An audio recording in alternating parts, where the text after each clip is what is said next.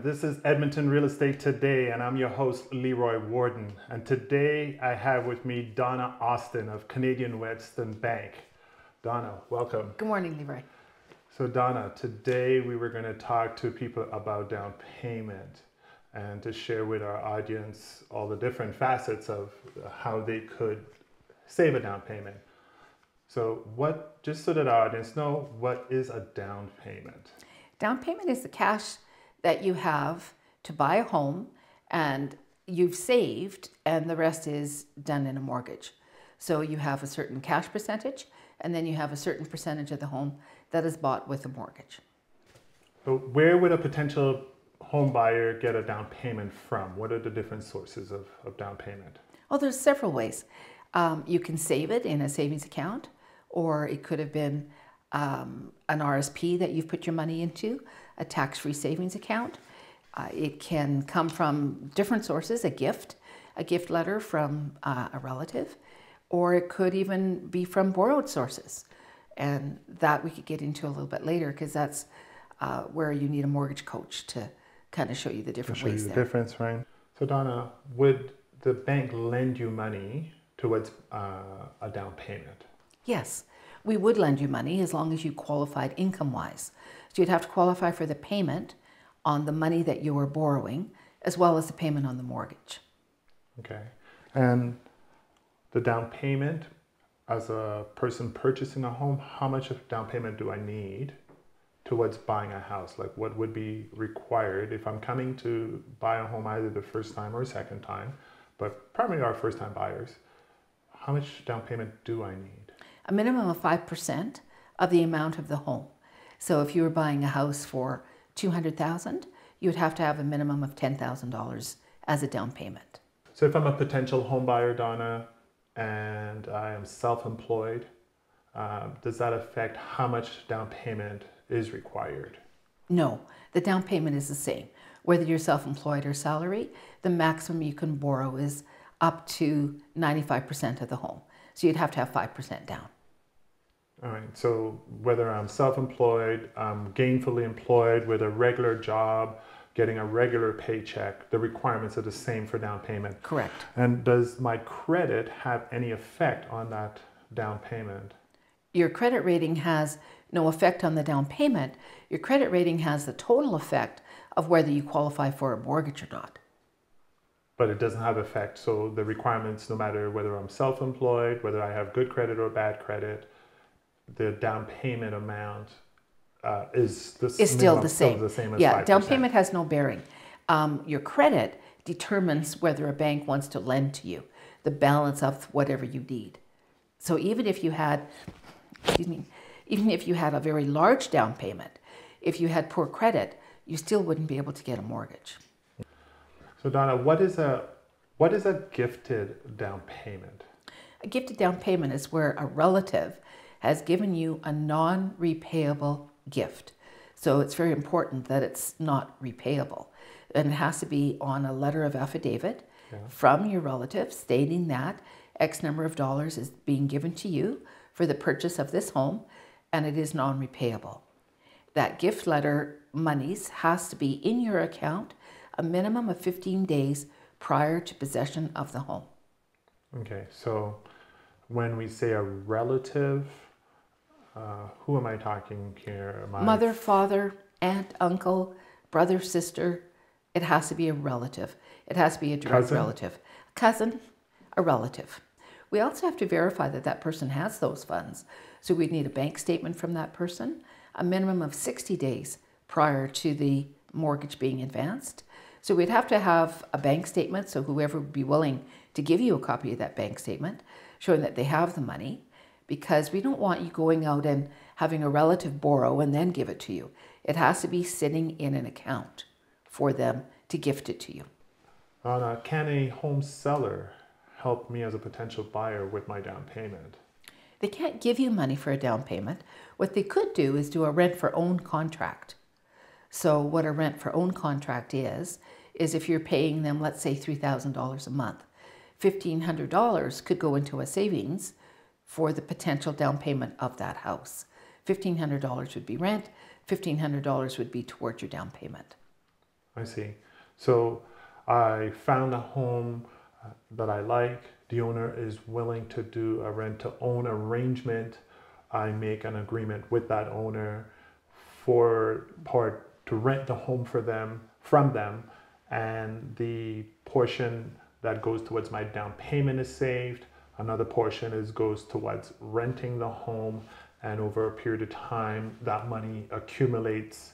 That down payment accumulates. In which case, I then have a contract with that owner to purchase the home, and the money that has saved over the period of time is used towards the down payment. And Correct. I could present that to the bank, and they would then, based on my credit or whatever, would finance the mortgage for the remainder of the purchase price? Correct, but that's only closer to once you have the down payment. We wouldn't advance a mortgage because you don't own the property at this point in time. You're a renter. So we would only be able to advance the mortgage on the possession when you become the legal owner. The legal owner. So it's after a period of time. So let's say the person does it for 2 years. So you have a contract with that property and that owner for 2 years. At the end of 2 years, X number of dollars goes towards my down payment. I now qualify for the mortgage, and now I'm going to be advancing it, and I'm the owner. So the risk for the seller is that property values have gone up substantially. So they're signing a contract well in advance of what the property value would be. So it's a real risk for the seller. So usually you find contracts shorter term, 6 months to a year. I see. And so it guarantees the seller a sale. Me as a buyer, it helps me purchase a home using a rent-to-own arrangement with a seller, and the bank, this is acceptable to the bank as a form of down payment in terms of purchasing a home. Yes, and again, in forms of down payment, because we're coming in at the end of the contract where that money is verifiable and on account. Okay, that's awesome. Now, can a potential buyer borrow money from RRSP for a down payment? Yes, they can. If they have their own RSP, it's called a home buyer's plan. So you can borrow up to a maximum of $25,000 out of your RSP and pay it back over 15 years at 1/15th. In any year that you don't pay back that 1/15th, it becomes taxable income on your income that year. Okay. So I borrow $15,000 over, you said 15 years is the time frame. Yes. Can I pay that back sooner if I have the funds available? Yes, you can pay it back at any time, but it's a minimum requirement. On your example of 15,000, you'd have to pay back $1,000 a year to the RSP. There is no interest because it's your own RSP. If you don't pay it back to the RSP in that year, that $1,000 becomes part of your income, and it would go up by the $1,000. Right, so then I would pay taxes Correct. on that $1,000 if I did not pay it back. Correct. And so I pay back a minimum of $1,000 each year. I could pay that sooner if I have funds available, but I could use that $15,000 towards purchasing a home and therefore qualify for the remainder of the mortgage for the total purchase Correct. price. Oh, Correct. that's awesome. Now, this is referred to as the home buyer's plan? Home buyer's plan. Okay. And it used to be called the first time home buyer's plan, but they've changed that because the buying market has changed. So there has to be 5 clear years where you are not a homeowner to be able to use your RSP again. So you can buy a home using your RSP different times of different stages in your life. I see. So it used to be where it was restricted to first home buyers, but now if I already owned a home and I now want to purchase a home using my RSPs a second time, it has to be 5 clear years that I haven't owned a home. Correct. I see. Okay. And so that withdrawal, that time, I use it the same way like you described earlier, towards the down payment, qualifying for the remainder as a mortgage. Correct. Okay. And those are kind of the scenarios where you really need to sit down with a mortgage coach, where different things happen for different reasons, and you do have that 5 clear years. You sold your other home, you put the funds back into your RSP. You need someone to walk you through all these different financial scenarios. Yes. So that it works best for you. Yes. I know this might be a little far-fetched, but we've used credit a lot. And earlier we talked about the fact that we could borrow down payment. I have 2 or 3 credit cards with limits on it. And I'm kind of wondering, can I borrow money from my credit card to do a down payment? In theory, yes. You shouldn't, because you're paying a very, very high rate. Most credit cards are anywhere from 18 to 22%. So yes, in theory you could. Is it a wise choice? No, it's not a very wise choice because of the interest you're paying on it. Okay.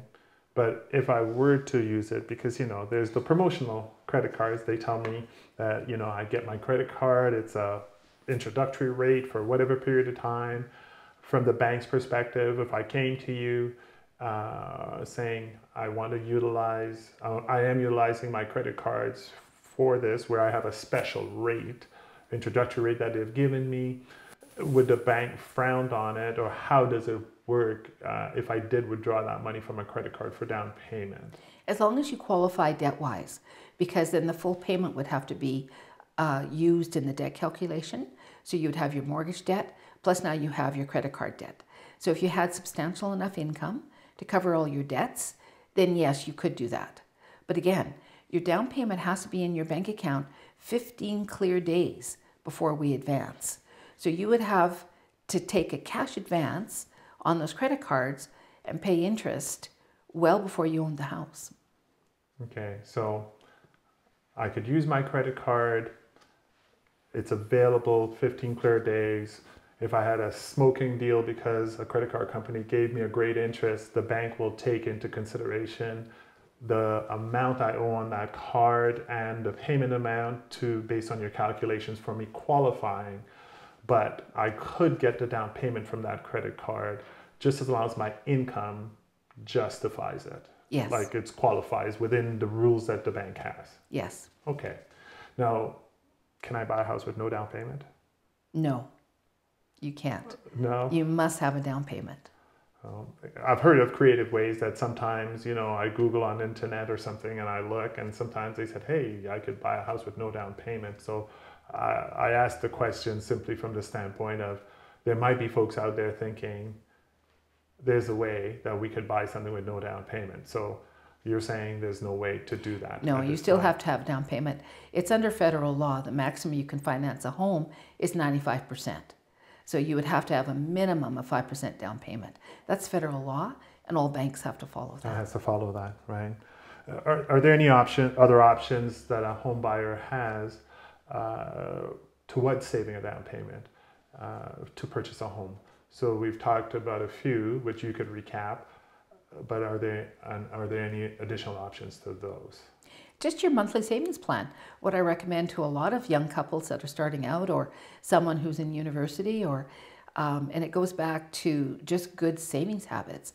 Take 10% of whatever you're making and put it into a bank account each and every month, so that it adds up very, very quickly, and before you know it, you do have a down payment. So just general savings. Cut back your expenses. Look at what you're really spending your money on.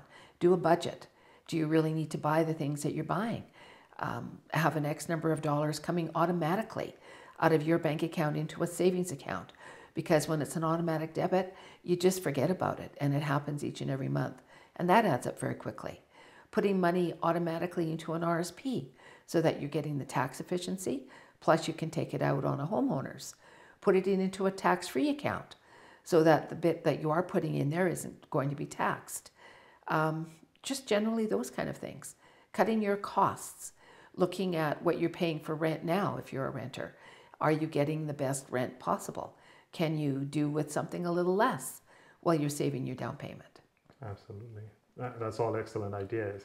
And I particularly like the TFSA approach, where the tax-free savings account, where if someone was to save within that, the interest that they earn over the time they're saving is not taxed. Correct. And that's always what we suggest, that you have an RSP so that you get your tax savings as well as a tax-free, so that you can have both. You should have both going at the same time and not just refer to either or. So Donna, what is mortgage insurance and what role does it play with the down payment that I put to purchase a home? Mortgage insurance is offered by two different institutions, the federal government, Canada Mortgage and Housing, and another company called Genworth. It would allow a person to purchase a home with less than 20% down. So you could actually finance up to 95% of the purchase price of the house. Okay, so with Genworth, you said, and CMHC, they would allow me as a home buyer, if I have less than 20% down, the opportunity to buy a home, and they would, otherwise the bank probably wouldn't want to take that risk of mortgaging or lending a mortgage. And if I have more than 20% down, I don't need to have that coverage or the insurance through Genworth or CMHC. That's correct. That's correct. What it does is it gives the banks the assurance. The insurance it wants people to be homeowners. Right. Right. So that is why they've created created the program, and that's excellent because now, if the person is diligent, they use some of the saving strategies with the TFSA or RSPs or a gift or the number of things that you've outlined. It gives them the opportunity to purchase their first home and be homeowners as soon as possible because of this program. Correct. Awesome. Donna, so I'm the young person. I have my student loan, maybe a car loan, just started my first job, and I'm excited about moving on with my life and owning my first home. Is there any advice you would give to someone who is in that situation, wanting to buy their first home? I certainly do. I think you have to prioritize. That's the first thing that I find with some young people, is what's really important. Is it that fancy brand new car, or is it being a homeowner? So once you decide in your mind what is more important, then you can set aside X number of dollars per month for that purchase. Right. Sit down with a mortgage coach, see if you can do a consolidation of what you currently own, if you have a student loan and a credit card, so that you can be paying the least amount of interest possible to have that debt gone as quickly as possible, while savings at the same time. I think that you have to have, even if it's $10 a month or $25 a month, you have to set up that habit. It's like going to the gym every month. You got to do it in order for it to be effective. Right. So you have to set up a savings account and put money in there each and every month, however much that can be. Right, and then use that towards the down payment. Could look at consolidating things or pulling all the debt together at a lower rate and manageable payments, and therefore be able to save that down payment even a lot faster, as opposed to waiting until after I pay off my student loan and after I pay for the car before I even embark on purchasing a home. I guess it would be great encouragement for someone to know it is possible, and that what they should do is meet with their banker to discuss, and as you say, their mortgage coach, to discuss their options and see and put a plan in place. That would be awesome. I think that's crucial. I really do. I think people have to have planning in order to be successful in everything that they do. And I think this is no different. Well, Donna, I want to thank you so much for coming out and talking about down payment. I'm sure that the information that you've shared would be well received by our listeners. And again, with Canadian Western Bank, I'm sure, what we should discuss is where can they reach you? They can reach us at Canadian Western Bank, www.cwbank.com, or my direct line, Donna Austin, 780-431-6231. Awesome. Well, Donna, thank you so much for coming out, and it's my pleasure. Thank you. If you enjoyed this video, please give it a thumbs up and share it with your friends and family. Any additional topics you'd like us to cover, leave it in the comments. Hit subscribe below and you'll receive our new releases. Thank you so much for watching.